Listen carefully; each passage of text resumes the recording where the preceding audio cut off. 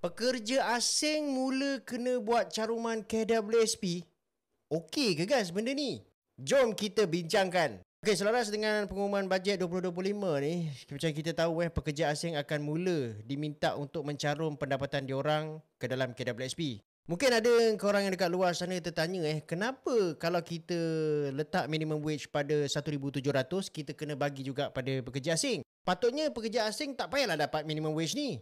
Untuk berkata korang, sebenarnya kita adalah member kepada ILO ataupun International Labour Organization, yang mana ahli kepada ILO ni kita tidak boleh mendiskriminasikan diorang punya gaji. Jadi kalau kita bagi minimum wage tu kepada pekerja tempatan, pekerja asing pun kita kena bagilah. Cadangan mencarum KWSP ni sebenarnya kita boleh lihat daripada beberapa sudut. Yang pertama, kita boleh lihat dari sudut pekerja, dari sudut majikan dan juga dari sudut kerajaan. Kalau kita tengok dari sudut pekerja asing bila diorang dapat gaji, apa diorang buat guys? Nombor satu, diorang akan pulangkan balik ke negara diorang. Sebab itulah kalau dekat Malaysia ni diorang makan nasi dengan kuah dal je pun tak apa. Akan tetapi kalaulah gaji diorang naik ni, maksudnya makin banyak diorang boleh pulangkan negara asal diorang, betul tak? Ini bermaksud ia akan memberikan tekanan kepada ringgit. Dalam jangka masa panjang, kalau makin banyak ringgit mengalir keluar, masalah besar tu, ringgit boleh jatuh ni. Dalam masa 1 tahun, aliran wang keluar daripada pekerja asing ke negara asal diorang dianggarkan lebih kurang dalam 30 bilion setahun. Jadi antara gaji asal 1,500 naik kepada 1,700, peningkatan dia lebih kurang dalam 13% kan? Cuba korang fikir, kalaulah 30 bilion ni naik 13%, berapa banyak duit kita akan keluar? Sebab itulah, untuk menghalang peningkatan di dalam aliran keluar ni, antara cara yang kita boleh laksanakan adalah kenakan caruman KWSP kepada diorang. Jadi berapakah percentage caruman KWSP?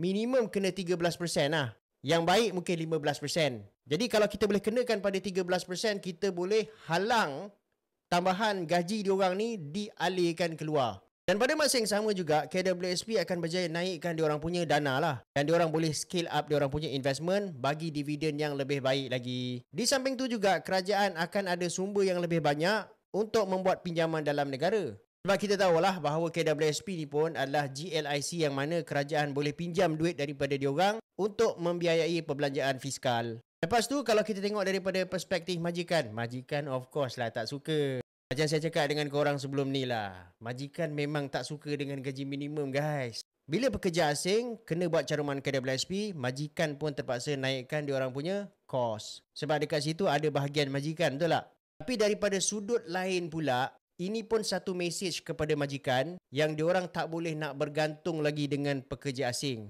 Sebab daripada setahun ke setahun, mengupah pekerja asing ni kos dia semakin meningkat.